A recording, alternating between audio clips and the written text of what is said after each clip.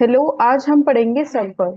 ठीक है, तो सल्फर पढ़ने हम सल्फर एलेन्स की नोट से पढ़ रहे हैं। तो सल्फर पढ़ने से पहले आपको कुछ इंपॉर्टेंट पॉइंट्स ध्यान में रखना है सल्फर से रिलेटेड, जो मैं आपको बताऊंगी।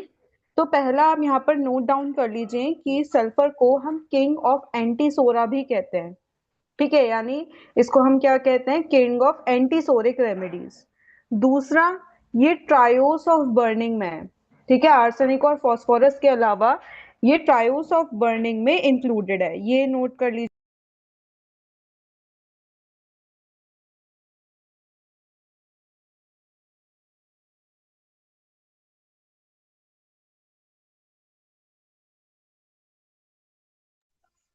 हम क्या बोलते हैं इसमें कि sulphur is for burning and burning is for sulphur.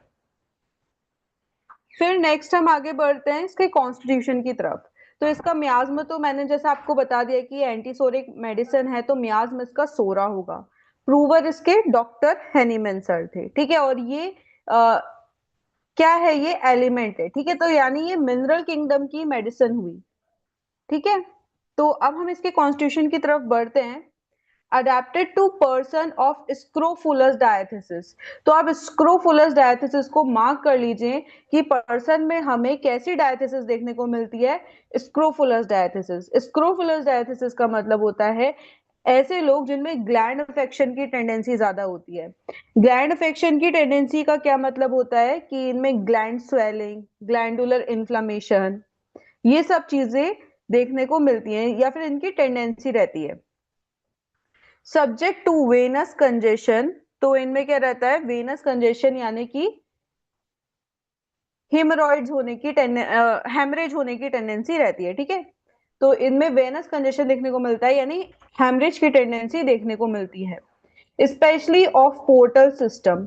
और आपने देखा होगा कि पोर्टल सिस्टम की यहाँ पर वेन्स की बात हो रही है। इसका मतलब यह है कि आपने हेमरॉइड्स भी देखे होंगे ना। हेमरॉइड्स में क्या होता है, पोर्टल वेन बाहर निकल आती है। ठीक है, तो यहाँ पर क्या रहता है कि पर्सन में हेमरॉइड्स होने की टेंडेंसी पर्सन में रहती है। वेनस कंजेशन यानी कि वेन्स में बहुत ज्यादा ब्लड भर जाना। ठीक है, that is venous congestion.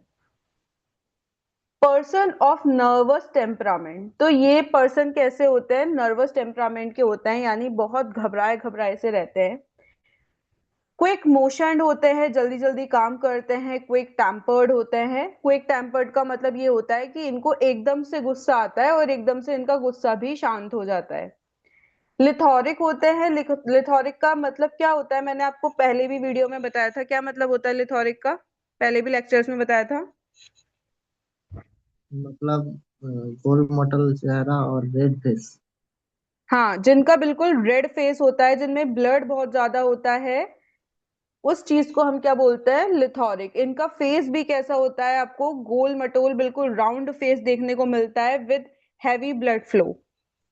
Skin excessively sensitive to atmospheric changes.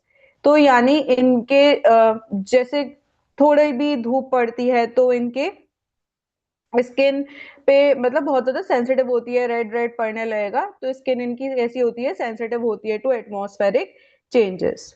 अब ये लाइन बहुत इंपॉर्टेंट है एग्जाम पर्पस से। अगर आपको सल्फर का कॉन्स्टिट्यूशन वाइवा में पूछ लिया जाता है तो आपको ये लाइन तो नहीं भूलनी है। For lean stooped shoulder person, यानी जो बिल्कुल पतले से लोग होते हैं, जो बिल्कुल पतले से लोग होते हैं और उनका कैसे शोल्डर बिल्कुल झुके हुए होते हैं। ठीक है, तो इसको हम क्या बोलते हैं, लीन स्टूप शोल्डर पर्सन होते हैं, झुककर चलते हैं और झुककर बैठते हैं। Walk stooping like old man, जैसे बूढ़े लोगों की कमर झुक जाती है, कंधे झुक जाते हैं, ऐसे इस पर्सन के कंधे झुक जाते हैं। Children can not bear to be washed और बाथ। तो आप पूरे सल्फर में ये चीज बहुत ज्यादा पढ़ोगे कि बच्चे ना गंदे से रहते हैं। जनरली इसके चिल्ड्रन सल्फर चाइल्ड पे भी 5 मार्क्स का क्वेश्चन पूछ लिया जाता है। तो ये बच्चों को नहाना पसंद नहीं होता। ठीक है, अ, इन बच्चों को नहाना, बात करना बिल्कुल पसंद नहीं है, बहुत दिनों दिनों में नहाएंगे। पतले से बच्चे होते हैं, इमेशिएटेड यानी बिल्कुल पतले, पर इनका पेट निकला हुआ होता है, बिग बैलीड। आपको कौन सी डिजीज में ऐसा देखने को मिलता है कि पर्सन पतला है पर उसका पेट निकला हुआ है?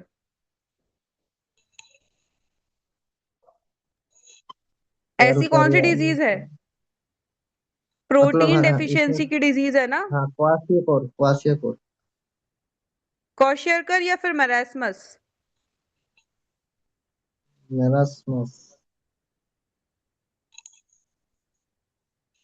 मैम क्वाशियोकोर होगा।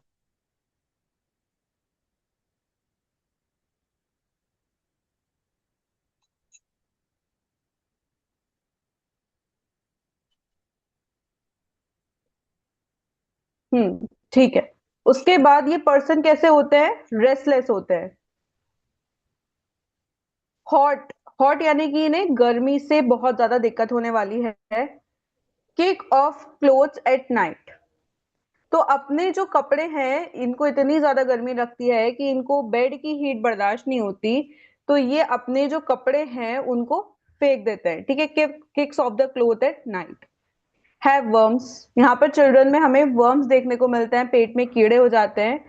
But the best selected remedy fails. तो अगर आप वर्म्स की पर्सन को मेडिसिन दे रहे हो, जैसे आपने सिना दी, ठीक है, पर फेल हो गई मेडिसिन, तो जब बेस्ट सिलेक्टेड मेडिसिन भी फेल हो जाती है तब आप सल्फर देते हो। बिकॉज मैंने ये रीजन आपको कल बताया था। Sulphur is the king of antipsoric remedies.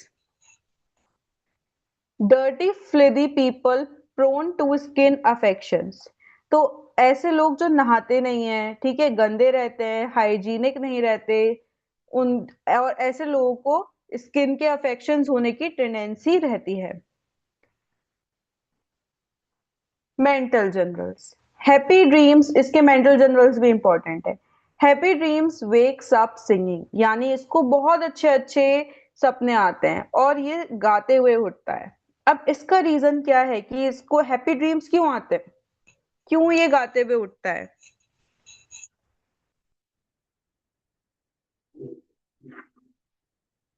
ये गाते हुए क्यों उठता है? मतलब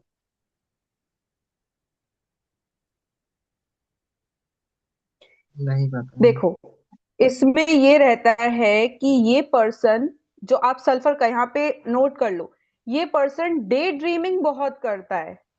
ये पर्सन डे ड्रीमिंग बहुत करता है, यानी सोरा का जो पर्सन की टेंडेंसी होती है वो यही होती है कि ये पर्सन ख्वाब बहुत लंबे लंबे सजाएगा, कि मैं बहुत सारे प्लान्स बनाएगा कि मैं ये करूंगा वो करूंगा, इतने पैसे फिर जोड़ लूंगा, ये करूंगा वो करूंगा, इससे ये खरीदूंगा। जैसे आपने एक कहानी भी सुनी होगी, ऐसे एक कहानी थी, आ, क्या था, don't count your eggs before they hatch, ऐसी एक कहावत भी है।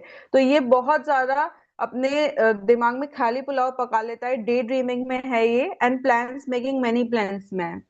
तो उसके बाद क्या रहता है, पर ये करता कुछ नहीं है, उन प्लान्स को पाने के लिए मेहनत नहीं करता, इस वजह से ये और इतने। तो यहाँ पे लिखा है हैप्पी ड्रीम्स। जब तुम इतने ज्यादा पूरे दिन में इतने अच्छे अच्छे ख्वाब सजाते रहोगे, डे ड्रीमिंग करोगे, तो रात में भी तो हैप्पी ड्रीम्स ही आएंगे।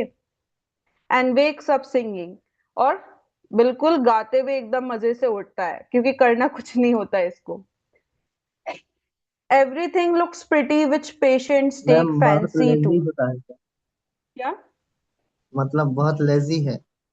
हाँ, सल्फर लेजीनेस में भी है। देखो, सोरा के जो पेशेंट होते हैं ना, वो लेजीपन में, आप सोरा की मेडिसिन आपको लेजीनेस में ज्यादा मिलेंगी, यानी ये आप ओवरऑल देखोगे तो ये पर्सन्स लेजी ज्यादा होते हैं, जबकि साइकोटिक और सिफिलिटिक पेशेंट्स बहुत ज्यादा अचीवर टाइप के होते हैं। Everything looks pretty which patient takes fancy to. तो ये खुद इतना गंदा रहता है कि इसको बाकी जो जितनी भी चीजें हैं वो सब प्रेटी सुंदर दिखती हैं। इवन रैक सीम्स ब्यूटीफुल, यानी ऐसी कबाड़ की चीज जो किसी को भी ब्यूटीफुल नहीं लगेगी, ऐसा कबाड़ भी इसको सुंदर लगता है। जैसे आप कहो, मतलब ऐसे एग्जांपल ले लो कि जैसे बिल्कुल खराब से कपड़े हैं, ठीक है, कोई भी टी शर्ट उठा के पहन के डॉक्टर के पास चला गया, या कोई भी नॉर्मल से बिल्कुल घर में भी जो इंसान कपड़े ना पहने वैसे कपड़े पहन के शादी में चला गया किसी की, तो ये क्या है, इवन रैक सीम्स ब्यूटीफुल, इसको तो वो कबाड़ वाले क्लोथ्स भी अच्छे लगते हैं। Too lazy to rouse himself, तो बहुत ज्यादा लेजी होता है, उठना नहीं चाहता है, ठीक है, बहुत, मतलब जैसे कोई काम करना हो तो बिल्कुल भी उठना नहीं चाहेगा। टू अनहैप्पी टू लिव, और बहुत ज्यादा यहाँ पर एक चीज और देखिए, टू अनहैप्पी टू लिव, ठीक है, अनहैप्पीनेस इसकी बनी रहती है। अब आपको देखो ये बात ध्यान में रखने वाली है कि आपको ऐसा नहीं है कि सारे के सारे पेशेंट, मतलब सारे के सारे सिम्टम एक पेशेंट में मिल जाएंगे ये मेंटल के। कुछ आप जैसे फर्स्ट और सेकंड आपको एक में मिल गए, और फर्स्ट और थर्ड आपको किसी और में मिल गए, तो ऐसा रहता है, आपको 100% सिम्टम्स किसी एक पर्सन में नहीं मिलते।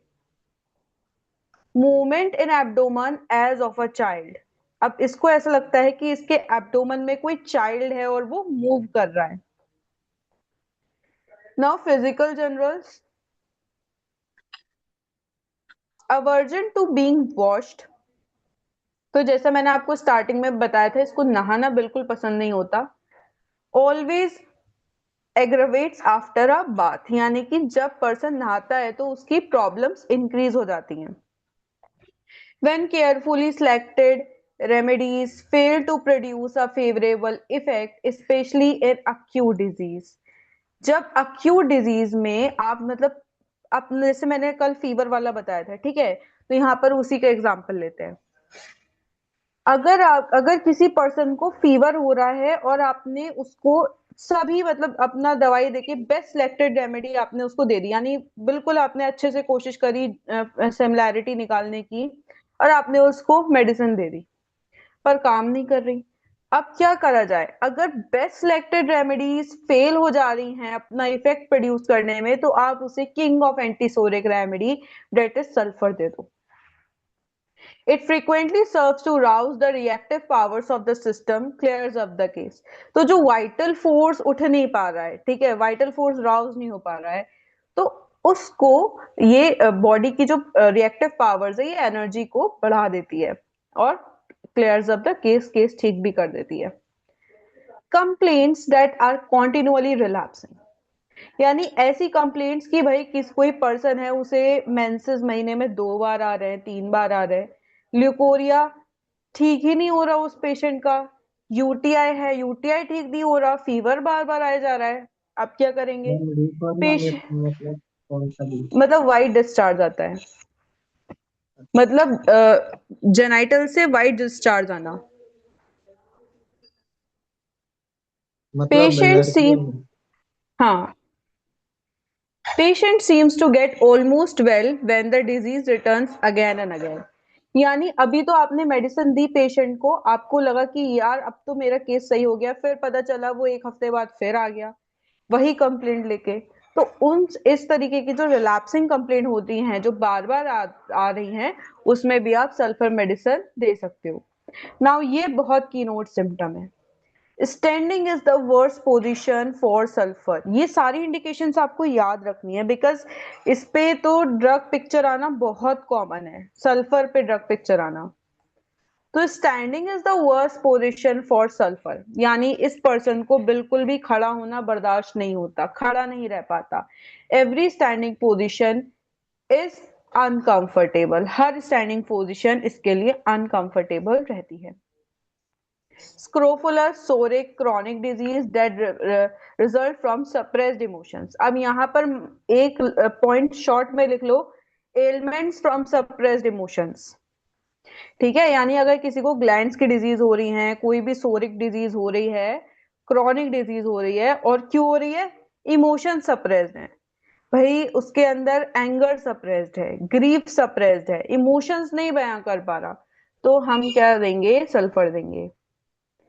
Congestion to single parts, eyes, nose, chest, abdomen, ovaries, arms, legs, यानी किसी भी पार्ट में कंजेशन हो सकता है, और any organ of the body marking the onset of tumours, malignant और malignant growth specially at climacteric.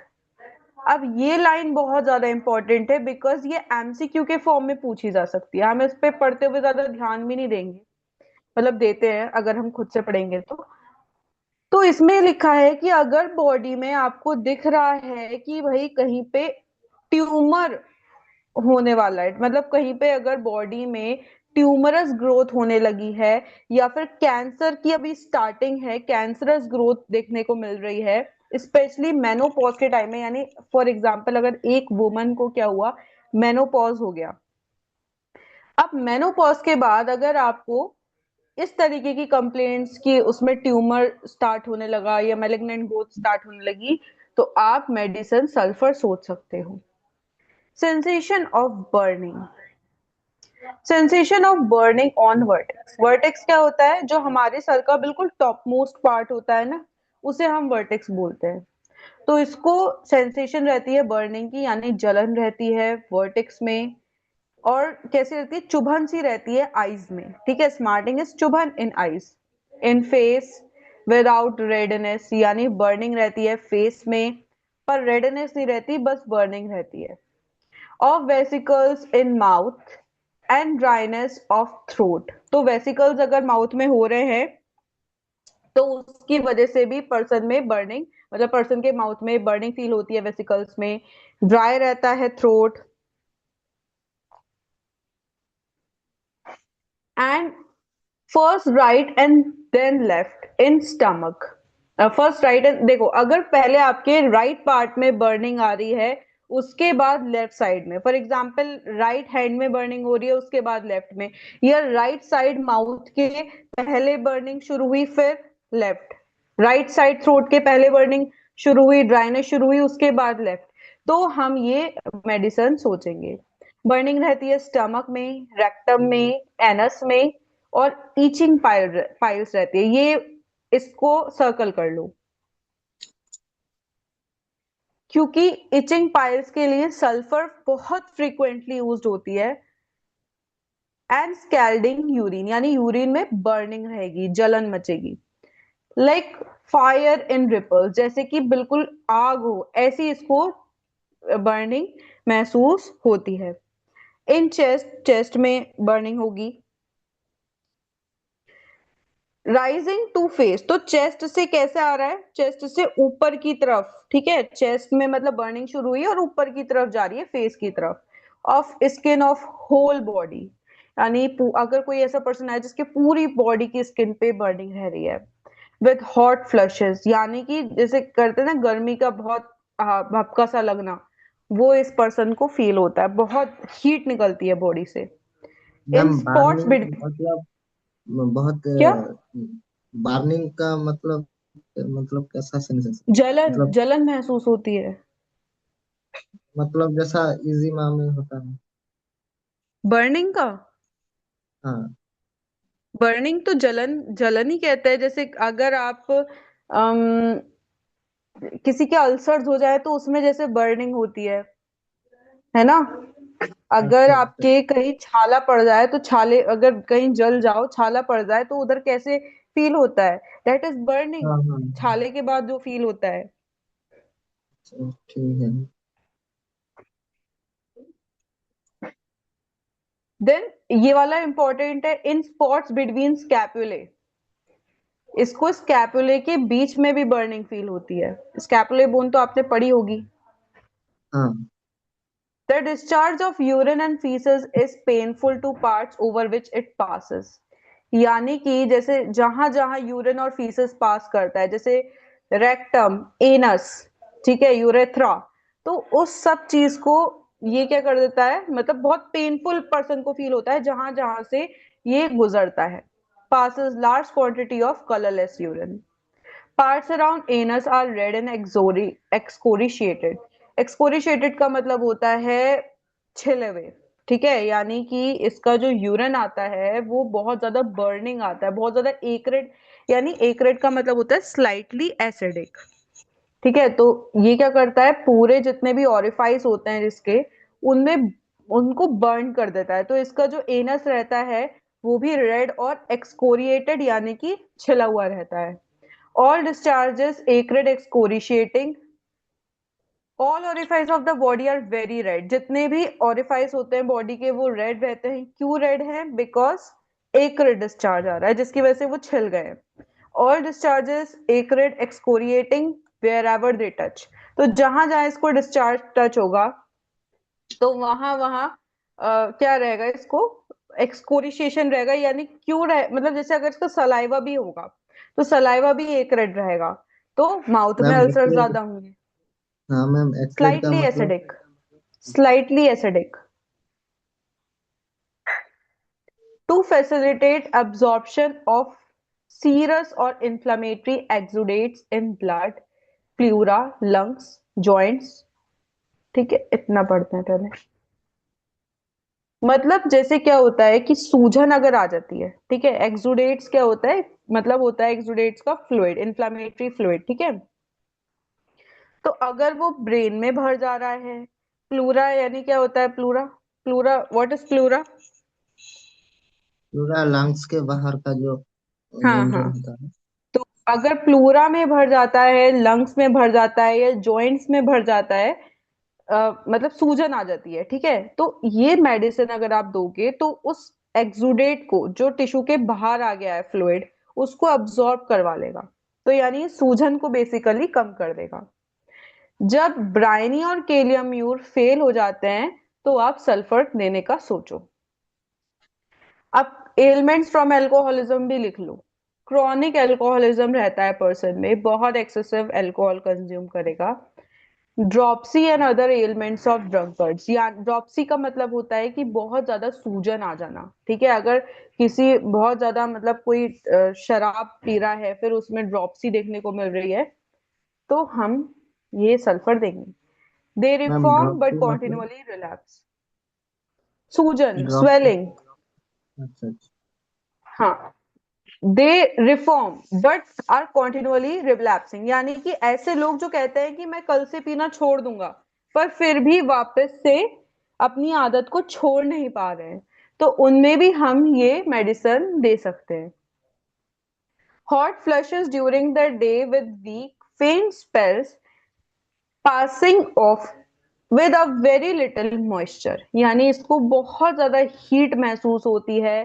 फेंट स्पेल्स यानी जैसे चक्कर आते हैं, ठीक है, जैसे चक्कर, जैसे ब्लड प्रेशर लोग के जो सिम्टम्स आते हैं ना, बहुत ज्यादा गर्मी महसूस होती है पेशेंट को, बहुत वीक लगता है। और फेंट स्पेल्स यानी कि चक्कर से आने लगते हैं, ये शुगर लो में जैसा होता है ना, चक्कर से आने लगते हैं। और passing off with a little moisture, और पसीना नहीं आता, पसीना तो बहुत कम आता है पर हीट बहुत ज्यादा फील होती है। और जैसे शुगर लो में सिम्टम्स आते हैं, चक्कर आना, वो सब, वीक होना, वो सब आते हैं। हेड, मैम लिटिल मॉइस्चर मतलब? लिटिल मॉइस्चर यानी बहुत कम पसीना आना। अच्छा अच्छा। मतलब जैसे जनरली हमें गर्मी लगेगी तो बहुत ज्यादा पसीना आना चाहिए, पर इसको कम हम्म पसीना आता है। हम्म। Head, sick headache every week or every 2 weeks, prostrating weakness with hot vertigo and cold feet। तो सिक हेडेक इसको रहता है, यानी सिक हेडेक इसको रहता है हर वीक में, हर हर वीक में, या फिर हर मतलब हर एक हफ्ते बाद या हर 15 दिन बाद। ठीक है, प्रोस्ट्रेटिंग यानी कि बहुत ज्यादा पर्सन को बहुत थका देता है, बहुत वीक फील करने लगता है। हॉट वर्टिक्स यानी वर्टिक्स तो बिल्कुल मतलब सर तो बिल्कुल गर्म रहेगा, और जो फीट रहेंगे वो कैसे रहेंगे, ठंडे रहेंगे। कांस्टेंट हीट ऑन वर्टेक्स, यानी जो सर का ऊपर वाला हिस्सा है उधर पर्सन को कॉन्स्टेंटली हीट फील होती रहती है। नाउ कमिंग टू गैस, नहीं, माउथ रह गया, हाँ। Mouth, bright redness of lips as if blood would burst through. तो इसके लिप्स कैसे रहते हैं, बिल्कुल रेड रहते हैं, जैसे कि अभी उनमें से ब्लड बाहर निकल आएगा। Now coming to GIT, weak empty gone और faint feeling in stomach about 11 a.m. तो 11 a.m. में इसको ऐसा लगता है कि बहुत ज्यादा मतलब इन्हें जो भी सुबह को ब्रेकफास्ट किया था वो सब गायब हो चुका है, ठीक है। एम्प्टी ऑल गॉन फीलिंग आती है पर्सन को, बहुत फिर वीक महसूस करने लगता है, और जैसे शुगर लो में फीलिंग आती है, राइट। फेंटिंग फीलिंग मतलब चक्कर से आना, वो इसको 11 बजे के आसपास आने लगते हैं। कैनॉट वेट फॉर लंच, और इतनी भूख लगती है कि लंच के लिए भी वेट नहीं कर सकता। Frequent week faint spells during the day, तो इसको ऐसा बार बार ऐसे जो ऐसे बीच बीच में चक्कर आना, इसको ऐसा पूरे दिन में बार बार लगता रहता है। Now diarrhoea after midnight, painless diarrhoea, हमें देखो इसमें डायरिया मार्क करो, पेनलेस है। Driving out of bed early in the morning, तो ये एकदम सुबह उठकर क्लोजेट के लिए भागता है, ठीक है। Driving out of bed early मतलब एकदम से ही इसको सुबह डायरिया फील होता है। As if bowels were too weak to retain their contents, यानी इंटेस्टाइन बहुत ज्यादा जैसे वीक है, होल्ड ही नहीं कर पाएंगी। कॉन्स्टिपेशन, अब यहाँ पर नोट कर लो एक बात कि डायरिया इसका पेनलेस रहता है और कॉन्स्टिपेशन पेनफुल है, जबकि नक्स ठीक है। वोमिका में इसका उल्टा है। ठीक है, तो यहाँ पर इसलिए नोट करो, इसमें कॉन्स्टिपेशन पेनफुल है, डायरिया पेनलेस है। कॉन्स्टिपेशन में स्टूल हार्ड नॉटी ड्राई आता है, एज इफ बर्न्ड, ये मार्क कर लो line. Large painful, character of stool क्या है, large painful. Child is afraid to have stool on account of pain, or pain compels the child to desist on first effort. और तो यहाँ पर क्या रहता है कि इतना ज्यादा पेन पेशेंट को फील होता है कि बच्चा डरता है स्टूल पास करने में। ठीक है, तो वो एफर्ट ही नहीं लगाता स्टूल पास करने के लिए, क्योंकि उसको बहुत ज्यादा पेन होता है। कॉन्स्टिपेशन के साथ साथ अगर पर्सन को डायरिया भी हो रहा है, जैसे कि एक हफ्ता कॉन्स्टिपेशन है फिर डायरिया हो गया, ठीक है, इस तरीके से। Haemorrhoids that have been treated with ointment, तो ऐसे हेमरॉइड्स जिनको कि पर्सन ने ऑइंटमेंट लगा लगा के ठीक करा है। Now female reproductive system, menses इसके बहुत ज्यादा अर्ली आते हैं, प्रोफ्यूज आते हैं, मतलब बहुत ज्यादा मात्रा में आते हैं, और प्रोटेक्टेड यानी कि लंबे टाइम तक रहते हैं। मेनोरेजिया, मेनोरेजिया का क्या मतलब होता है बताएं मतलब क्विकली। मेंस्ट्रुएशन मेनोरेजिया, स्टॉप हो गया। Menorrhagia means excessive bleeding. तो अगर किसी वुमेन को अपने लास्ट मिसकैरिएज के बाद बहुत ज्यादा ब्लीडिंग हो रही है, तो हम ये मेडिसिन सोचेंगे। A single dose at new moon, तो लिपि ने कहा था अगर इस तरीके की कंडीशन आएगी तो आप उसको एक डोज दोगे न्यू मून वाले दिन। देन तो लिख रेस्पिरेटरी के कौन सिस्टम, होगा? ये लिख के। डॉक्टर, अच्छा। Doctor. Respiratory system, nightly suffocative attacks, तो रात में इसको सफोकेशन के अटैक्स आते हैं, ठीक है, एकदम घुटन सी महसूस होती है। Wants door and Windows open, फिर ये डोर विंडोज वगैरह सब एकदम ओपन कर देता है। Become suddenly wide awake at night, रात में अचानक से उठ जाएगा, क्यों उठ जाएगा, सफोकेशन की वजह से। Drowsy in afternoon after sunset, तो इसको क्या रहता है कि भाई सनसेट मतलब आफ्टरनून में तो बहुत ज्यादा वी मतलब बिल्कुल जैसे लेजी सा फील होता है, ड्राउजी फील होता है, सनसेट के बाद ड्राउजी सा फील होता है। पर पूरी रात ये सोता नहीं है, पूरी रात ये जागता है, और दिन में इसको नींद नींद सी आती रहती है। Extremities, cold feet in day time with burning soles and night, तो इसके फीट के मतलब दिन में तो इसके फीट ठंडे रहेंगे, और रात में इसके फीट मतलब सोल्स में, पाँव में मतलब पंजों में बहुत ज्यादा हीट फील होती है। wants to find a cool place for them, और जैसे ये कभी फर्श पर अपने पैर ठंडे करेगा, कभी मतलब कुछ लगाएगा ठंडा ठंडा, क्योंकि इसके पैर बहुत ज्यादा हीटेड हो जाते हैं। puts them out of the bed to cool them off, और ये अपने जो पैर हैं उनको मतलब बेड के बाहर निकालता है कि थोड़े तो ठंडे हों। क्रैम्प्स इन काव्स, काव्स मसल कहाँ पे होती हैं, नी के नीचे जो लेग का हिस्सा होता है वहां पे उसके पीछे वाली साइड काव्स मसल्स होती हैं। ठीक है, तो इसके काफ उस मतलब एरिया को हम काव्स बोलते हैं, तो इसके काव्स में क्रैम्प आ जाते हैं और सोल्स में क्रैम्प आ जाते हैं रात में। ना स्किन की बात कर रहे हैं, बॉयल्स। ठीक है, बॉयल्स इसके रहते हैं यानी कि जो पैस वाले दाने होते हैं, है ना। कमिंग इन क्रॉप्स, यानी कि एक साथ बहुत सारे दाने बन जाएंगे।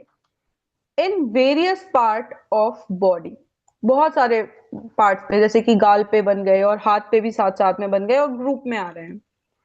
और अ सिंगल बॉयल, या फिर एक बॉयल भी आ सकता है, मतलब एक बॉयल सही हो गया उसके बाद दूसरा आ गया। A single boil is succeeded by another as soon as the first is heeled.